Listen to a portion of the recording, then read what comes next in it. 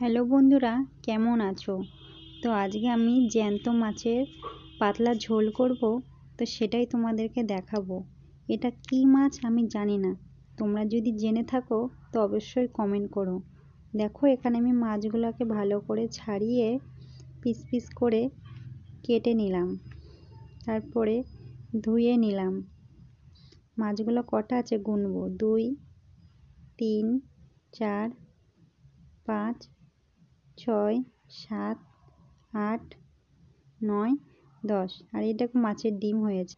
মশলা করার জন্য 1 চামচ সর্ষে, 1 চামচ ধনে জিরে মিক্স করা, আদা কুচি, রসুন, পেঁয়াজ কুচি। দেখো আমার মশলা হয়ে গেল। তারপরে আমি 1 চামচ হলুদ, লবণ দিয়ে ভালো করে মাছগুলোকে মাখিয়ে নিলাম। তারপর আমি মাছগুলোকে ভালো করে ভেজে নেব। দেখো আমার মাছগুলো কিন্তু ভালো ভাজা ভাজা হয়ে গেছে। তারপরে ওই তেলের মধ্যেই আমি কালো জিরে, পেঁয়াজ কুচি দিয়ে ভালো করে নেড়ে চেড়ে নেব।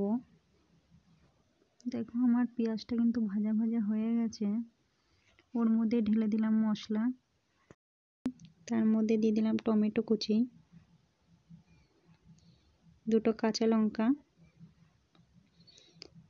ভালো করে নেড়ে চেড়ে নিয়ে মশলার জলগুলো দিয়ে আবারও ভালো করে নেড়ে চেড়ে নিলাম।